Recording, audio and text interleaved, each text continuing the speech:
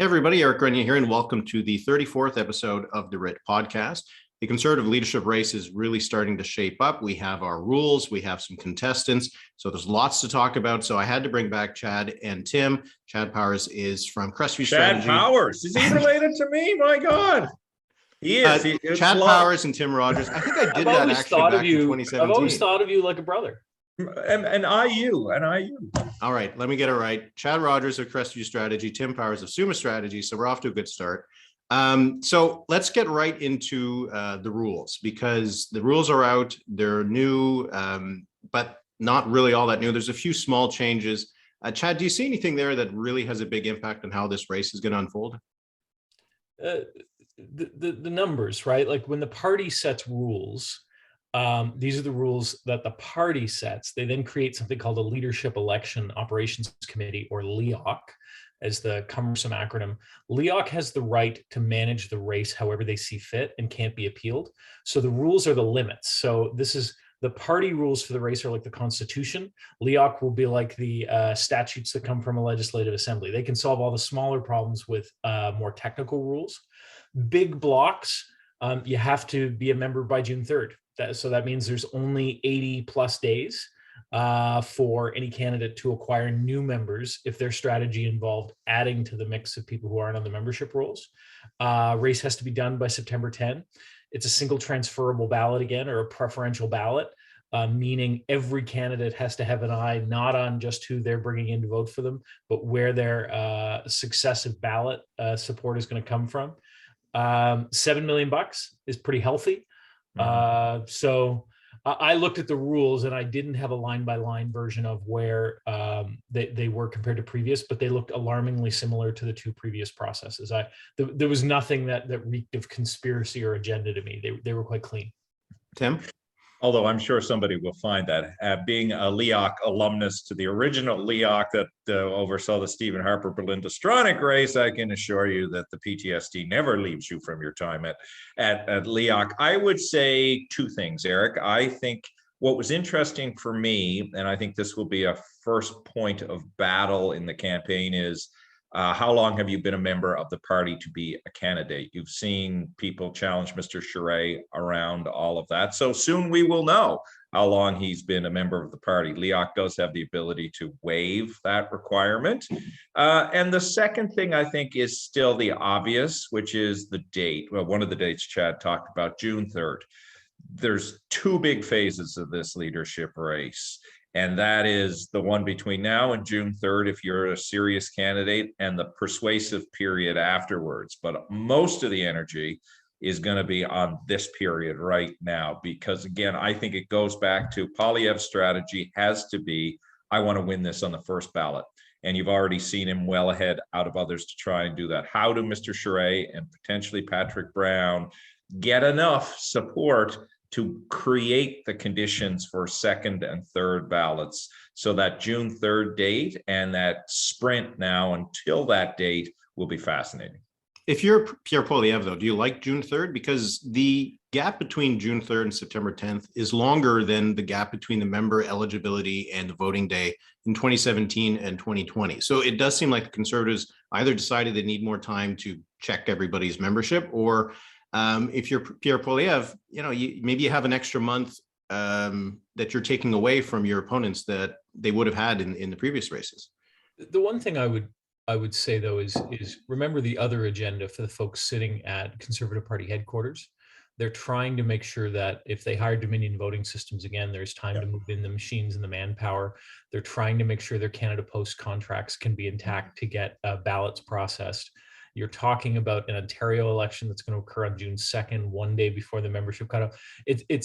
I would guess in the difference between June, August, September 10, the resource crowd saying, please give us every extra day to pull off a process that doesn't goof. Because if you make the process too short and you stress the resources too much, it is incredibly hard to do a preferential count cleanly on a mail-in ballot and announce it in a fixed number of hours. Remember last time it involved the hiring of hundreds of people, two types of mail cutter machine stymied the whole day by 6 hours because they were a millimeter off in how they sliced open envelopes. Right, like this is a very this is still a very physical process because they want the integrity of a physical ballot, and doing it and reporting it out cleanly is super hard. So I wouldn't discount the less political agenda theory that September 10 was people begging on the inside to say, give us every minute we can to execute.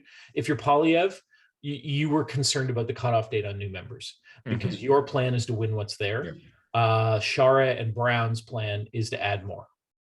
Yeah, and one thing I did notice from the rules, which is more of a throwback to 2017, is that there will be potentially the ability to have voting day locations rather than just in the mail. It's obviously they would have probably done that as well in 2020 had there not been, the pandemic. But so that is another little wrinkle that I suppose just adds to the kind of big logistical technical term. thing to watch for from LEOC, and I predict you're going to hear people talking about it. Will the party ban prepaid credit cards? Two sides to this argument. One side says there is a significant member of the membership base and a significant number of Canadians who do not carry a conventional credit card. They prefer to bank in cash, use their checkbooks, not use commercial borrowing on a credit card. So they need access for ease of processing. When the day comes, they have to buy a membership online and they otherwise don't use a credit card.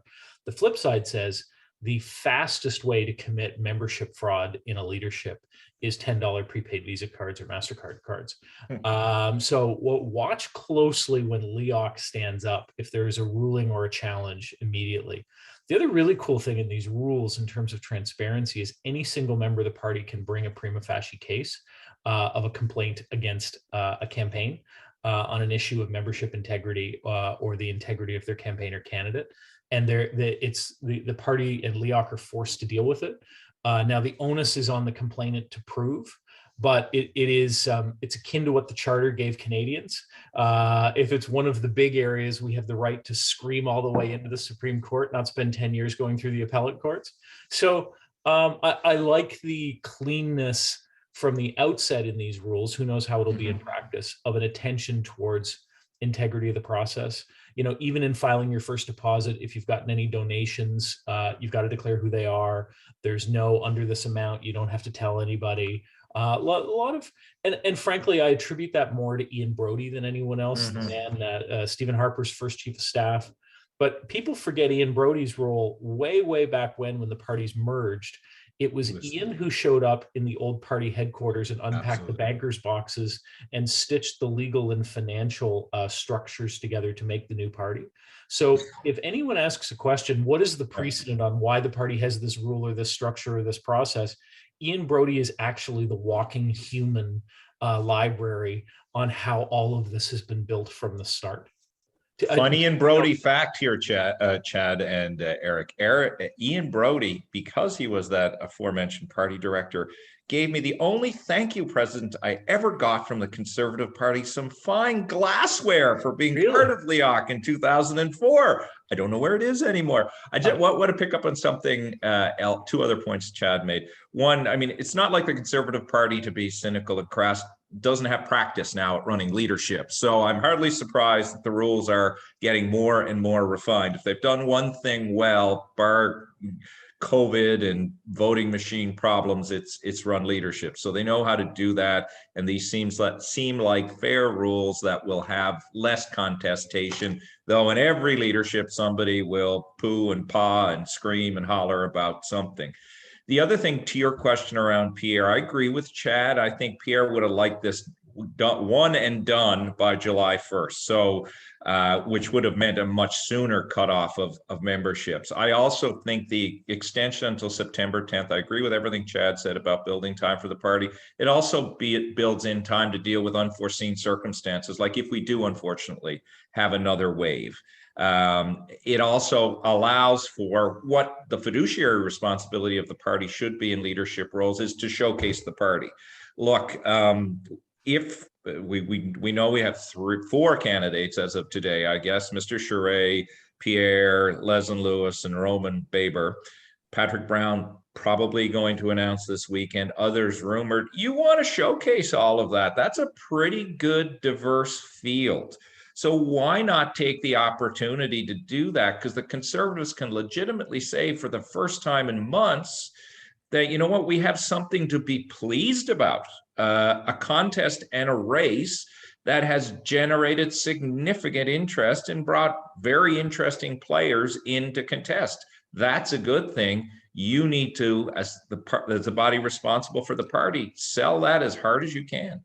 Yeah, I think I would say at this stage, the roster of candidates may be more interesting than the last two races, even if in 2017 you did have Kevin O'Leary and Max Bernier, but former federal minister and premier, a mayor and former MP, Roman Baber, who, if any of you have ever seen the show Veep, I think Roman Baber may be the real world model for Jonah Ryan's character. Absolutely. It's decent slate. Leslyn Lewis, environmental lawyer, member of caucus, Black woman in the race.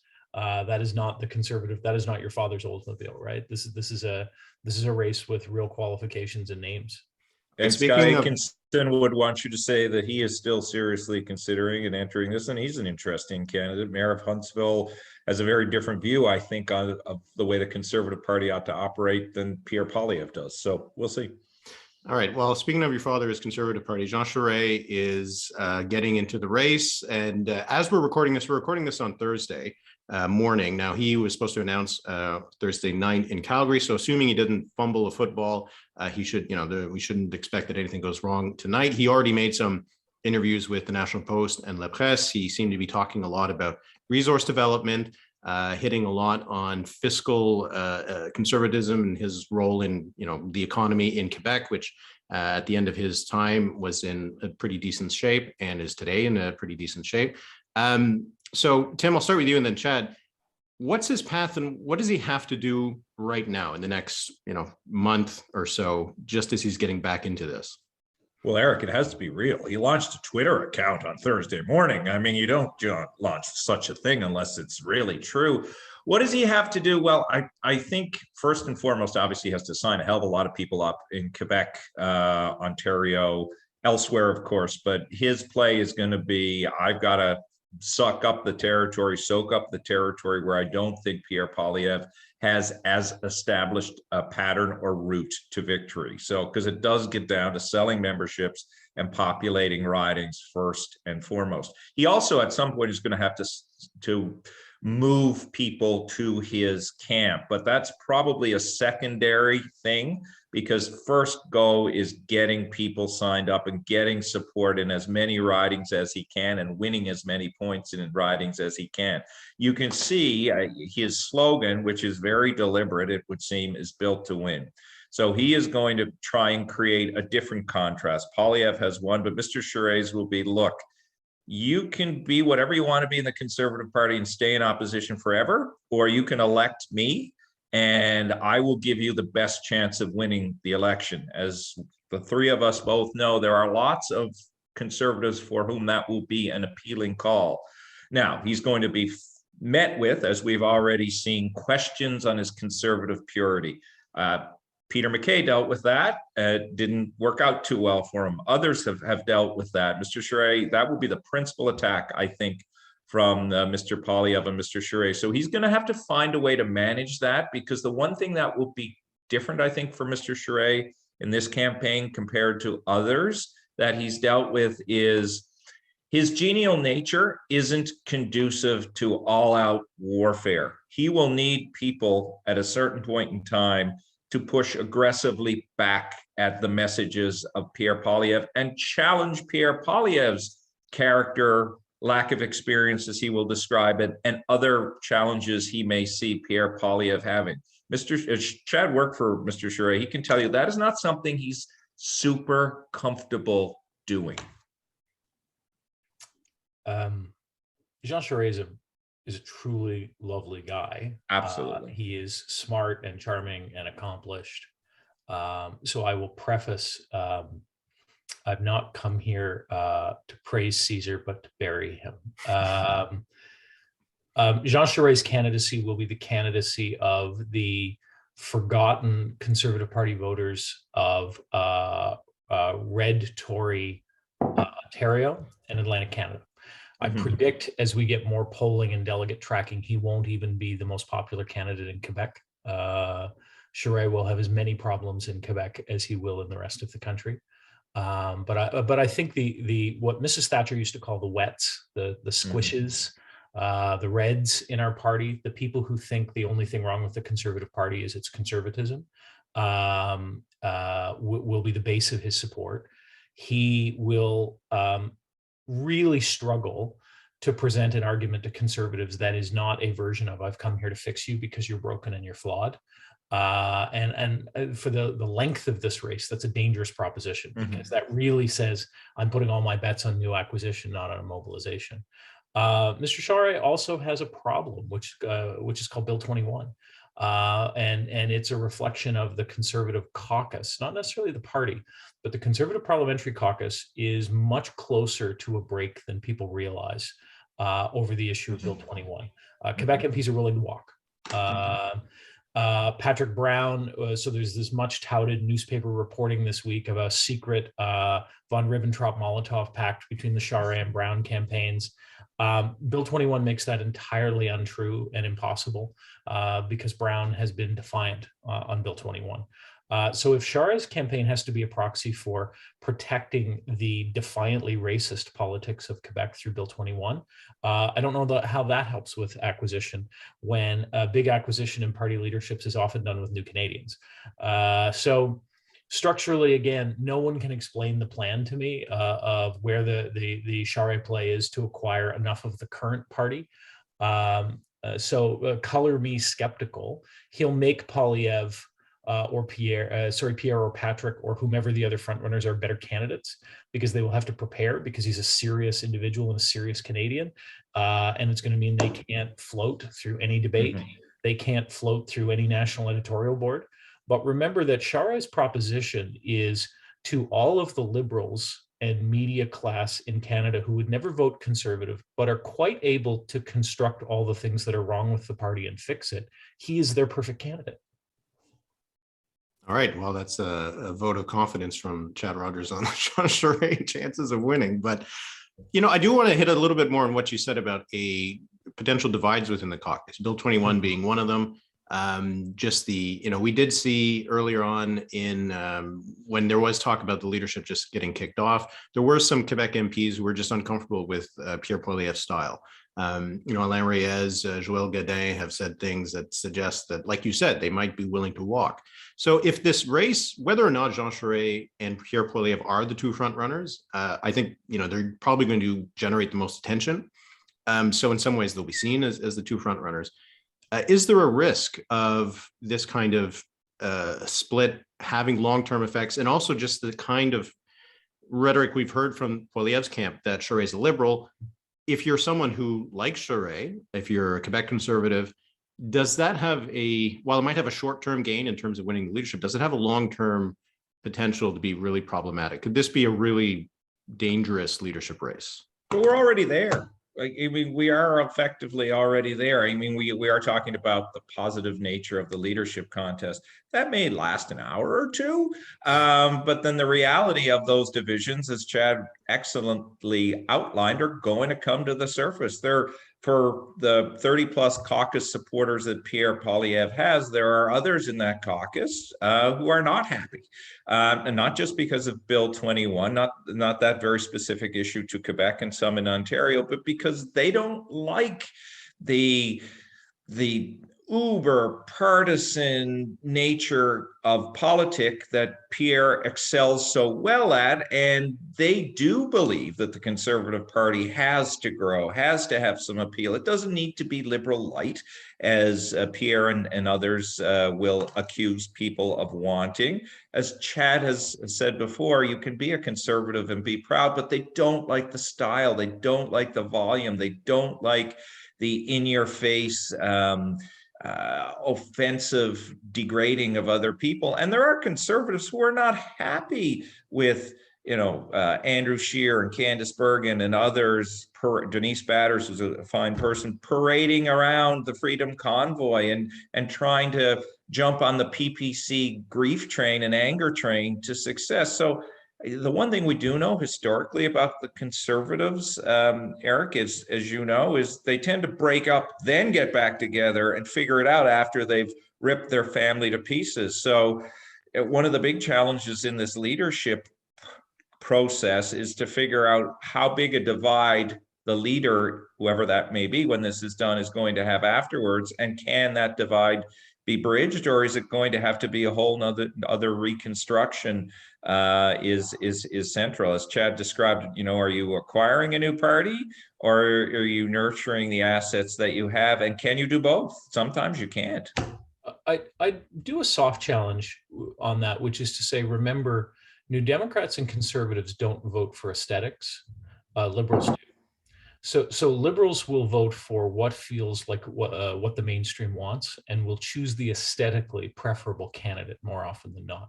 Conservatives don't care a whit about it when they vote. Stephen Harper had 11 years of rule and is the most successful conservative leader of this century. And I don't know if you've spent time with former Prime Minister Harper, but charm does not ooze from every pore. If you look at Rob Ford could never be elected mayor of Toronto because he was aesthetically basically the Tommy Boy character from one of the world's greatest ever films, also filmed in Toronto. Conservatives don't vote aesthetic.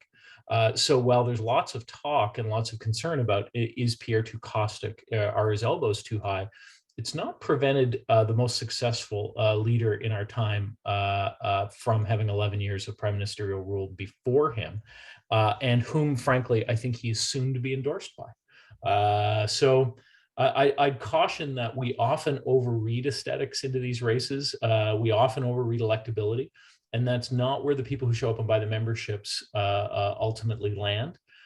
Though, to Tim's point, where I will agree with him, races polish. They wear people down in all the good ways to sand off rough edges. They teach people how to be more graceful and speak to a country, and learn to be a parent at the head of a table when they address an issue, not simply a person winning an argument. And yeah, I mean, does Pierre seek to win every argument? Yeah, that's right now what he's hardwired to do. But I think of leaders I've worked for, it's often their leadership that works, that tempers that instinct more than anything else. But this is a good point of debate. So let's pick it up. Chad has forgotten, I guess, Kim Campbell. I think that was aesthetics, my friend, in 1993. And then we saw... Wasn't my choice. Didn't vote for her. Nor mine. By the way, it's her birthday today. Oh, well, happy birthday, former Prime Minister. But on this point about PR, because I think this is going to be a central discussion in the leadership, and I'm glad Chad has brought it up. Can you make the Harper comparison? Yeah, agreed. Stephen Harper is not warm and fuzzy, but even his critics would tell you he is substantive and thoughtful in terms of his process. They may not like the choices that he made, but at least you felt you were dealing with a grown-up. Go back to the recording 0304. That's not well, but there were he didn't have the if Harper is substantive, Pierre is seen as snarky, as seen as snide, as seen as a product of a political machine that has produced more mechanics than leaders. So Pierre's challenge during this race is going to be to demonstrate that he's not just a mechanical automaton that grew up in an era where hardcore, hardball strategy was at play. I talk, as you guys do, to real human beings not involved in politics. And the reaction that you get around Pierre Poilievre is different than what you used to get around Stephen Harper, because Chad and I are old enough to remember that. Eric, you're only a kid, but there is this embedded dislike of Pierre Poilievre among people outside the party. But as Chad will correct me in a moment for saying that, is you win in the party. But no, the flip side I'd give you as a challenge isn't that. It's that he's got shockingly high name rec for a guy yes, he does. A year in cabinet who's a backbench critic, higher than Shearhead. He's starting ahead. So yeah, he used sharp elbows to get known, but he has a much higher degree of awareness than a guy with that political CV would have to date. So I think that there's a polarizing risk that Tim's right to point out. But he's used it deftly, and he's tried to build a constituency that is more, the former Speaker of the House, I'm blanking on his name all of a sudden, Paul, tall, skinny guy with dark hair, vice presidential candidate, Paul Ryan. Paul Ryan. I think he's tried to build himself more in the Paul Ryan. If you go into the deep YouTube pieces explaining inflation and explaining money supply, that he sees himself as being someone who's more than 2 angry talking points deep. But what are all screenplays about, and what are all leaderships about? Proving growth and proving depth.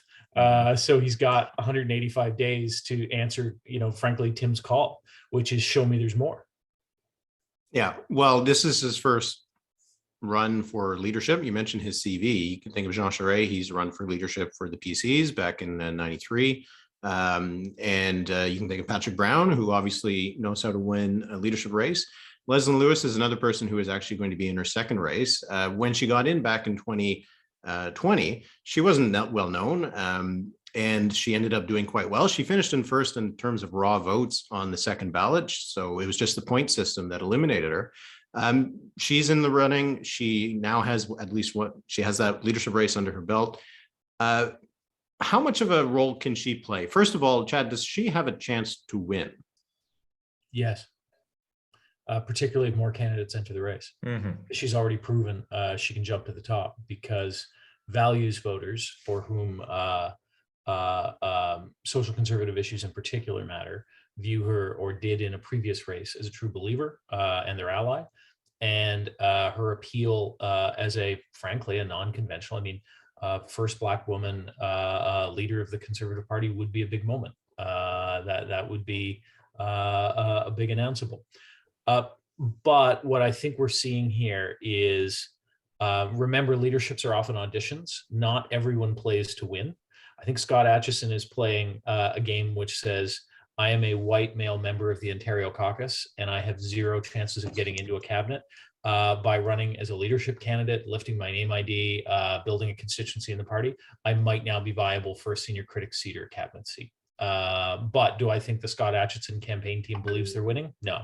The Leslyn Lewis team, I think, has 2 paths. Yes, we might become leader if all the stars aligned for us, but more importantly, we might be the most powerful deputy leader in modern history coming out of this. So wait to see. Tim? Well, I don't necessarily share the same optimism that Chad does, that she could win, but I think she can be extremely influential in any different capacity. But I want to pick up on the other point that's made there, which again has to concern Pierre a little bit. As we've seen in the other 2 leadership races, more candidates create more dynamics and create more narratives that play out during a leadership race. And they also create potentially more lines of attack on you, which sometimes can be reinforcing, because you are then deemed as the person who receiving all of those attacks must be the substantive one, the one who can win. But as we are seeing in the sad circumstances in the Ukraine, when war happens, and a leadership campaign is war, anything can happen. It's not as predictable as you script it out to be when you're running. So whether it's Leslyn Lewis, Scott Aitchison, Roman Baber, 6, 7 candidates in this race is not to the wishes and desires of Pierre Poilievre, because he's now got 5 or 6 different angles of competition coming at him. So where Leslyn Lewis, back to your point about Leslyn Lewis, I think if anybody other than Leslyn Lewis wins, they would be stupid, not depending how she performs in this campaign, which one assumes will be as good or better than she did before, not to put her into a continuing position of leadership. She has the potential to be a huge asset for the Conservative Party of Canada. She's clearly diagnosed that, and good for her.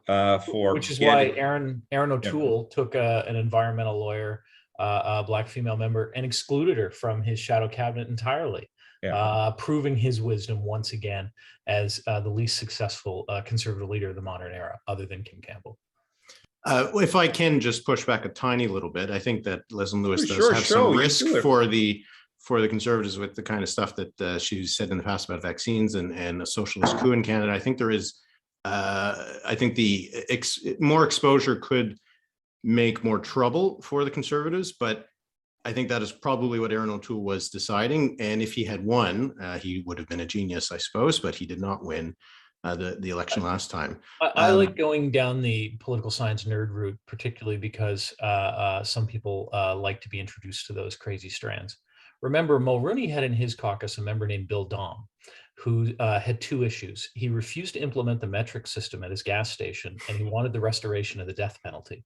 And he was a popular MP and a popular member of caucus. You are allowed to have ideas outside of the mainstream and still be a member of parliament.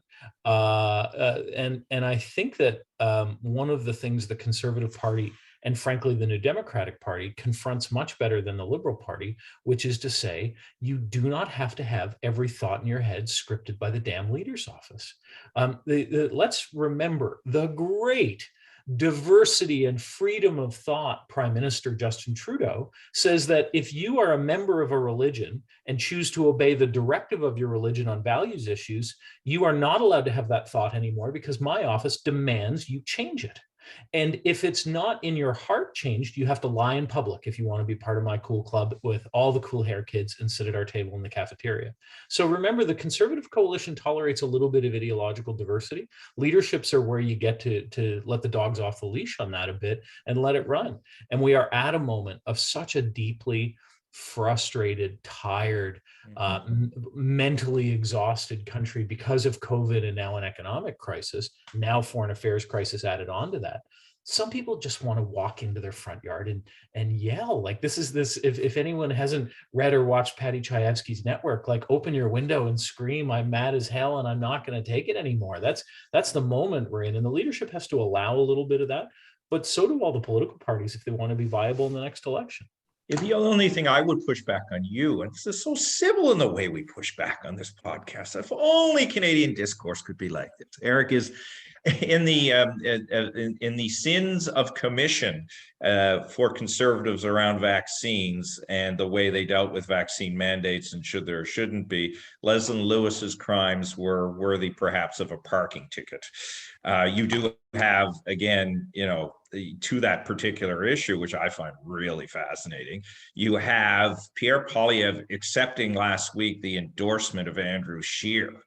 I mean, that in and of itself is worthy of a noveletta as to how all of that played out, given some of the leadership team of Mr. Poilievre's campaign, who, like me and others, were cheerleading for the demise of Mr. Scheer.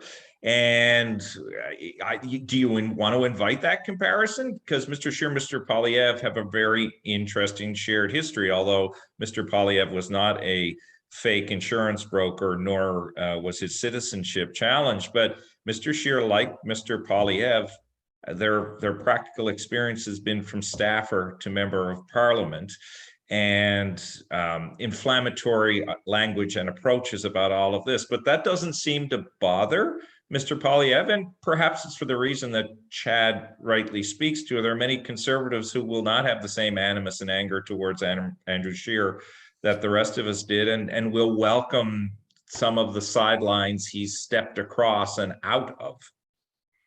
It's curious when you're a really young New Democrat or a really young Liberal or of a different gender or a different race, and you're elected very young, what a virtue it is.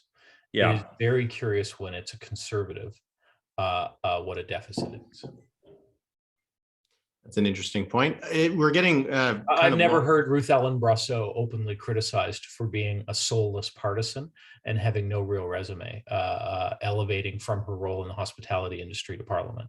Well, I'd suggest that criticism was there at the beginning. It was there, yeah. It was but and she grew into the role, I suppose. So I guess it depends on what you do with it. But we're starting to get a little long, so I do want to just one more thing on Leslyn Lewis. What happens with her supporters? We've seen in the past with social conservative voters, whether or not they're told by their candidate how to vote. Brad Trost told his people not to back Andrew Scheer. They did anyway. Leslyn Lewis's people went behind Aaron O'Toole. So is it correct to assume that her supporters are primarily going to go to Pierre Poilievre, even if places like Campaign Life Coalition say no? This is one of these things where the campaign matters. So any new issue that emerges in the campaign that is, from a public policy perspective, hollow and stupid, is actually going to be a proxy for getting preferential ballot support from other candidates. So watch for the emergence of the stupid virus. Watch for a weird, arcane battle that's really about the purity of conservatism that's through some small proxy issue. And that will be because remember, we've got three types of candidates in this race. We've got candidates who are running, believing in a conservative party, wanting to make a conservative party bigger and stronger. We have candidates running who believe the conservative party is broken and needs to be fixed. And then we have values candidates and angry candidates. The first two pools are largely incompatible with each other.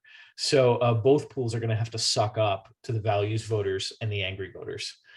So they're going to have to throw some red meat. That's why the Bill 21 thing is so toxic to a potential Chara campaign.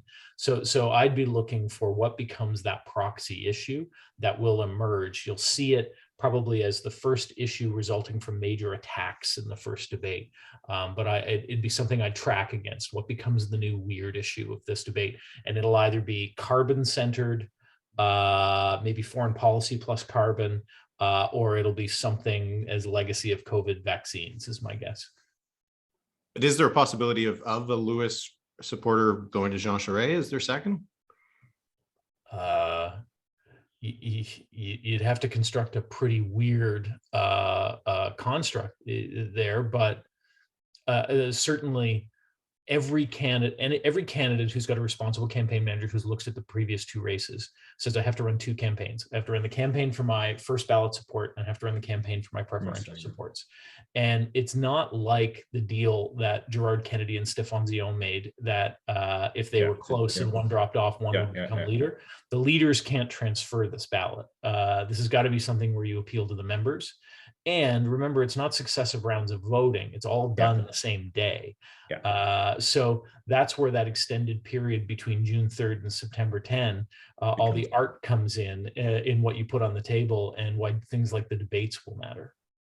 Yeah. Tim, I don't know if you have any to add to that. I am silenced by Chad's brilliance and completely agree. Well, that would be then the moment to maybe wrap up. We could talk a little bit about Patrick Brown. He's not officially in yet, so maybe we'll wait until he gets into the race before we break down his path. But clearly, he's another contender. There's other names that might still come Isn't forward. Isn't it great, though? Like, let's just... I mistakenly called him the mayor of Barrie the last time we spoke, as opposed to the mayor of Brampton. Obviously, he's the former MP for Barrie and a city councillor in Barrie, but now the mayor of Brampton. Isn't it great, though, that as a pre-campaign launch that Premier Charest was cleared of all of the corruption he was accused of in Quebec, and Mayor Brown has now been cleared of the massive financial and sexual scandal that ended his leadership of the Ontario Provincial Party. It's always nice to have a clean slate. I believe in second chances. So good news all around. Listen, says the true blue, proud to be conservative, Chad Rogers, drinking his Starbucks. It is a perfect way to Look, I am a cliche. I will admit. I am a cliche. All right. Well, there'll be still plenty to talk about, and I'm really happy we can talk about it for the next 6 months. I don't know if you guys are happy, but I'm happy about that. I will put a pin in at some point late in this process, or even after this process. I mentioned Ian Brody, Professor Brody, at the start of this. He's got a great book about his time serving in government for political science nerds who want to read about a practitioner who was a student of public administration on the academic side, then practiced it as chief of staff. Brody's technical view of all this will be quite a fascinating master's session in itself, not just because of his arc, but because you don't often have someone running a party leadership process who is themselves a professional academic in the top ranks of the political science class, who served as chief of staff to a prime minister, who's run the party in question. That's a pretty unique kind of ace in the hole on the process side for the party to have. And Brody, for those of us who know him and have dealt with him, brooks no silliness and is not someone who has trouble figuring out what he thinks about an issue. All right. Well, maybe worth the chat at some point. So this was definitely worth the chat, and we'll certainly be meeting again. So thanks a lot, guys. Thank you. That was Chad Rogers of Crestview Strategy and Tim Powers of Summa Strategy. Thanks to them for coming on the show. If you missed it earlier this week, I did post a video to this YouTube channel explaining the rules of the Conservative leadership race, some of the dynamics. So if you want to, you can check that out in the YouTube channel. And if you want to see more videos like this, I'm hoping to put out more on the channel as we go forward. I hope you'll subscribe, like this video, share it, and I'll see you next week.